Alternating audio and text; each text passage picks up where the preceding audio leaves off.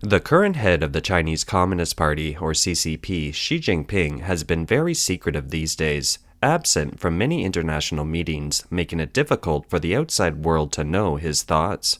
What's on his mind? We have seen that Xi is always on the lookout for trouble, whether on a domestic tour or visiting a foreign country. It was even rumored before that when he attended the 15th BRICS Summit in South Africa in late August, he replaced all the furniture and devices in a presidential suite where he stayed. In China, wherever Xi Jinping visits, every household must shut its windows, martial law is imposed, and no gas stoves are allowed. This kind of security is unprecedented, as if nowhere is safe. This is the scene in Yiwu City, Zhejiang Province, where Xi arrived on September 20th, 2023. A delivery man found main roads closed, putting him behind schedule in delivering his order. I came from that intersection, and several major roads wouldn't allow traffic. I detoured here, but they wouldn't let me cross either. Tesla wasn't allowed to pass, so it had to turn around. No, Tesla is not allowed here. Some people took videos showing that Xi was indeed in Yiwu City. Xi's visit to Yiwu hasn't been officially reported yet. Not surprisingly, for security reasons, official media mostly report Xi's whereabouts after he has left. What is the reason for Xi being on such high alert? We observed that in the 11 years since Xi came to power, especially since the beginning of his second term, Xi has made at least 8 major mistakes in domestic and foreign affairs, resulting in a multitude of enemies whom he needs to be extra careful with. First, in the anti-corruption fight, he let the ringleaders off the hook. When Xi came to power, he quickly made the decision to fight corruption. During his first term of office, Xi made a lot of harsh promises in the fight against corruption, such as no ceiling will be set, and no one should expect luck or extra favors legally, and so on. This anti-corruption campaign is mainly targeting his political rivals, former party chief Jiang Zemin and his partner, former Vice President Jinping. Jiang has been at the top of the CCP's power pyramid for 30 years, and his henchmen are all over China's officialdom and military. However, Xi's anti-corruption crackdown was capped when it hit Zhou Yongkang, a former member of the Politburo Standing Committee. The Politburo Standing Committee consists of the top 7 most powerful men of the CCP regime. Since January 2013, Xi, with the full support of his ally Wang Qishan, then a member of the CCP Politburo Standing Committee, has arrested a number of senior party, government, and military officials promoted and appointed by Jiang Zemin and Jinping. But there were no arrests of Jiang Zemin or Jinping at the top. As the Chinese people always say, if you don't get rid of the roots of the grass will grow again when the spring breeze blows. Thus, in the decade or so that followed, Xi Jinping has been arresting waves of corrupt officials. The more he arrests, the more corrupt officials there are, and he is still not done yet. Second, the issue of national territory. When Xi met with U.S. Secretary of Defense General Mattis in Beijing on June 27, 2018, he said with resolution, "Not an inch of the territory left by our ancestors can be lost." Yet he seems to have forgotten the document signed on December 9, 1999 by former party leader Jiang Zemin and Russian President Boris Yeltsin. This traitorous treaty gave Russia more than 1 million square kilometers of territory in northeast China occupied by Tsarist Russia. It also gave Russia a region which hadn't been signed and was occupied by Tsarist Russia and later the Soviet Union. In 2002, Jiang Zemin decided to roughly divide China's Hejiazi Island with Russia. As a result, nearly half of the 335 square kilometers of Hejiazi Island, 164 kilometers, was given to Russia by Jiang. In addition, a part of Yunnan Province and Guangxi Province, namely the largest of the South China Sea islands, Fushuizhou Island, which the Chinese soldiers had paid a huge price for, was also given to Vietnam by Jiang Zemin. All these territories, when compared with Taiwan's area of 36,000 square kilometers, are vast. It would seem to put the cart before the horse when Xi claims Taiwan as an indispensable part of China's territory, but has no courage to touch the traitor Jiang Zemin, who has sold out the Chinese territory equivalent to over 40 times the size of Taiwan. Third, to oppose the US and regard it as the #1 enemy. On April 7, 2017, Xi told then US President Donald Trump, "We have 1,000 reasons to make China-US relations better, and not a single reason to make China-US relations worse." We believe that Xi was right in this view. The US is the most powerful country in the world. Its market, capital, technology, talents, services, etc. are all urgently needed by China. Historically, the US is a country that has helped China the most. In reality, even if the relationship between the two countries seriously deteriorated in 2022, according to China's customs, the trade volume between China and the US reached US $759.4 billion. The US remained the largest customer of China's economy. Under normal circumstances, if a person is running a company, he should treat his biggest customer well. However, RFI reported that on February 25, 2021, a Chinese official revealed that Xi said in a meeting that the biggest source of chaos in today's world is in the US, and that the US is the biggest threat to the development and security of our country. That is to say, Xi has developed a misguided vision, making him believe he is capable of countering the West in the international arena, thus giving rise to war wolf diplomacy. This policy, above all, has made the international community turn against China in general, as well as forming a strategic containment of China as the world has come to see the Communist Party clearly. Xi's view of the US as enemy #1 has spread around the world. Accordingly, since Xi's second term in office, US-China relations have deteriorated rapidly, and today they have reached their lowest point in more than 4 decades of diplomatic relations between the two countries. Fourth, the handling of relations with Russia. When talking about modern Chinese history, the Sino-Japanese Diaoyu Islands dispute, the reunification of Taiwan, and other issues, Xi often said that we must resolutely oppose aggressive wars and defend national sovereignty, territorial integrity, and security. On February 24, 2022, Russian President Putin launched a war of aggression against Ukraine. On September 30th of the same year, Russia annexed 4 states in eastern Ukraine. Xi has never condemned Russia's annexation of 4 eastern Ukrainian oblasts. Not only that, Xi continued to give Russia economic blood transfusions during the Russo-Ukrainian War.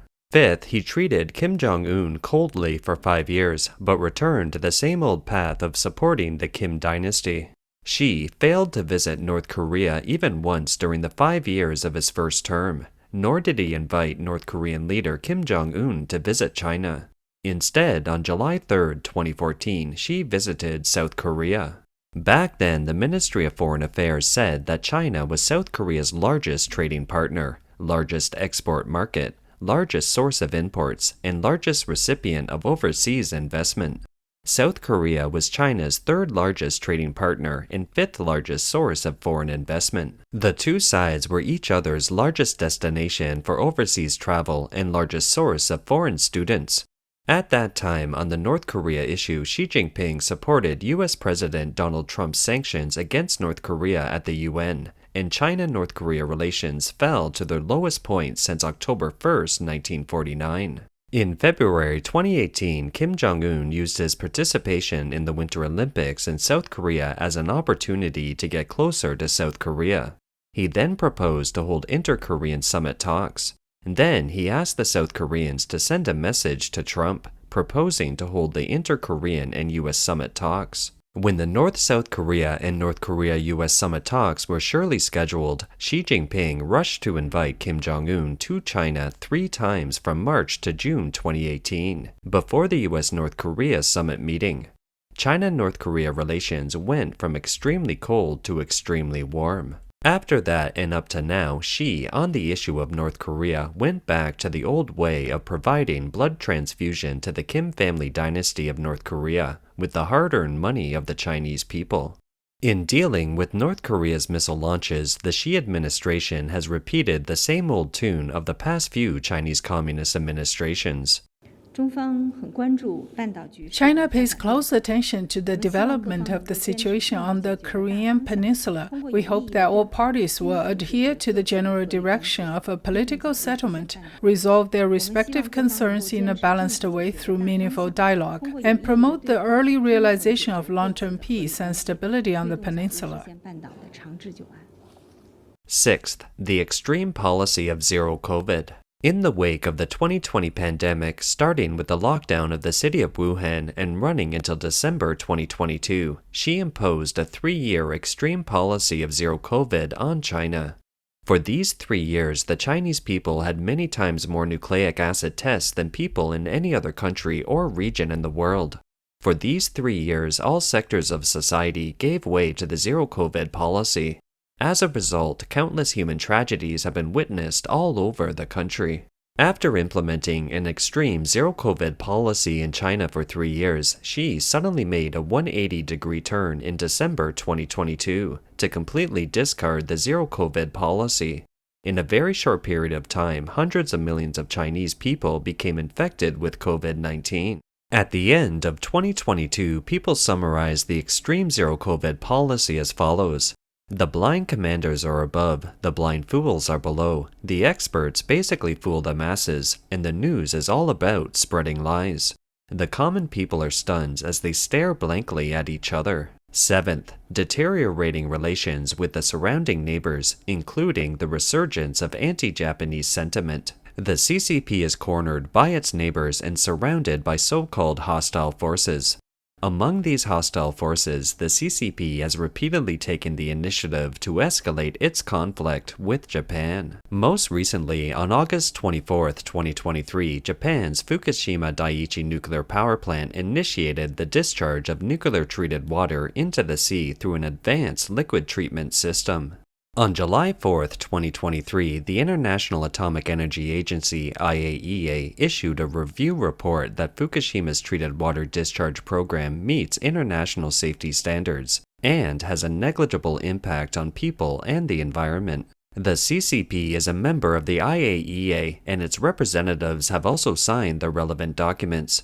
Therefore, the CCP has approved this plan in advance. Statistics from the China Nuclear Energy Industry Association shows that the tritium content of the wastewater discharged into the sea from each of China's 13 nuclear power plants in 2021 exceeded the planned emissions from the Fukushima Daiichi plant in 1 year. Yet, taking advantage of the incident, the Chinese government started another anti-Japanese campaign. China's Ministry of Commerce, Ministry of Foreign Affairs, Ministry of Ecology and Environment, and so on have expressed resolute opposition and strong condemnation. China's customs announced a total suspension of imports of aquatic products of Japanese origin. 日中両国間におきましては、数多くの課題あるいは懸案事項がございます。しかし、日中関係全般につきましては、日本として主張すべきは主張し、中国に対し責任ある行動を強く求めつつ、諸懸案を含めまして対話をしっかりと重ね、共通の課題については協力をする。Chinese officials and social media platforms have condemned Japan with one voice.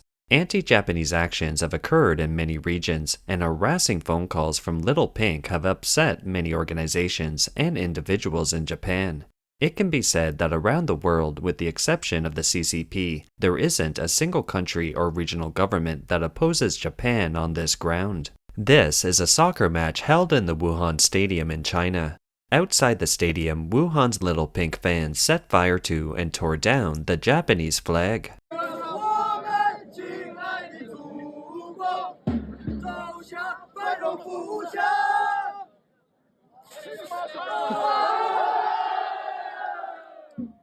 Inside the stadium, Chinese fans beat drums and insulted the Japanese team and fans.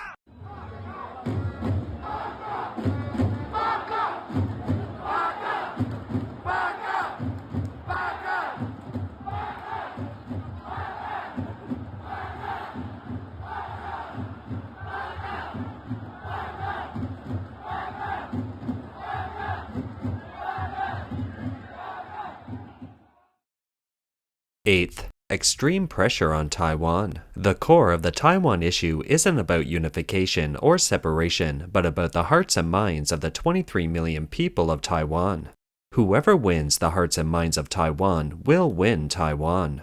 For Xi, how to maximize his efforts to win the Taiwanese people should be his top priority. But instead of making these efforts, Xi has made the reunification of Taiwan a major task. He likely wishes to be remembered in the history of China through unifying Taiwan.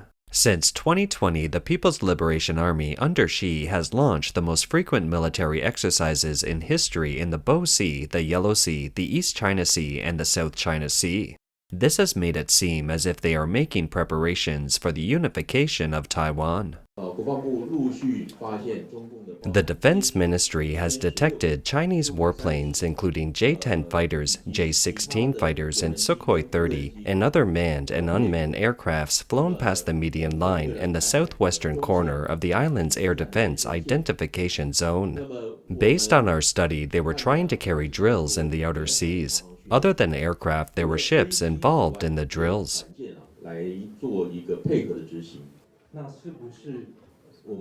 We know that September is the time when the Chinese forces will carry out drills frequently. However, the national military's response hasn't relaxed in the least. The national military's control over the overall security of the Taiwan Strait haven't relaxed. It is our responsibility to observe the drills and try to understand the overall situation, a job we undertake very seriously. At the same time, she has also exerted extreme pressure on Taiwan in the areas of economy, politics, culture, diplomacy, tourism, opposing Taiwan's participation in the World Health Organization, etc., thus heating up the situation in the Taiwan Strait and making it almost the most dangerous place in the world. Some people may say that many of Xi Jinping's economic policies are wrong, leading to the rapid economic slowdown in China today. In this regard, we believe that the rapid growth of China's economy over the past 3 decades or so has itself planted many mines and formed many bubbles. They are systemic problems of the red system. It has created complex and unsolvable traps, especially the dreaded Ponzi scheme-like real estate economy. Xi will probably be the last party leader of the CCP before its disintegration, and those long-standing economic problems have coincidentally erupted during his reign. Therefore, this episode does not include any breakdown of these problems. The fact that Xi became the top leader of the CCP has a lot to do with his father, Xi Jiangxun, who was more liberal within the CCP. These are some of the things Xi Jinping said when he remembered his father. My father requested that we live a very simple life. Not a single grain of rice was left on the plate when we ate at home. The clothes we wore were made up of patches on top of patches. The family had a very strict education in the revolutionary tradition. My father always said that children should not be kept in a greenhouse but should be able to withstand big storms. And this kind of education had a great influence on us. My grandfather was also a peasant, and my father came to the revolution as a peasant. According to reports in the Chinese media, throughout the life of Xi Jinping's father, he left behind several legacies for his successors. These include his respect for Buddha and support for Qigong. His expectation of his children was, "The only thing that I wish for is to help in times of need, and respect for and protection of different opinions," and so on. Radio Free Asia reported that Xi's father, who was in charge of Tibet in the early 1950s as a former deputy premier, was himself much more moderate towards Tibetan spiritual leaders, including the Dalai Lama, and had been a strong advocate of safeguarding the rights and interests of the Tibetans, Muslims, and other ethnic minorities while he was still alive. During Xi's first 5 years in power, he displayed some of his father's good qualities. But after his second term at the 19th National Congress of the CCP in October 2017, Xi quickly turned a good hand into a rotten one. Most of the 8 major decision-making mistakes mentioned above occurred during Xi's second term. Why is a rather difficult question to answer. One indication is that at the 19th CCP National Congress, Xi appointed Wang Huning as a member of the CCP Politburo Standing Committee in charge of ideology. Who is Wang Huning? He is an imperial scholar promoted by Jiang Zemin and Zhen Qinghong.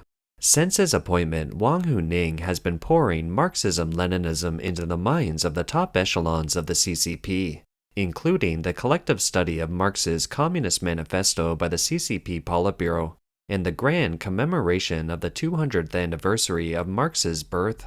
Perhaps Xi thinks that the red system of the CCP can help him secure power and that such power can guarantee long-term peace for him and his family.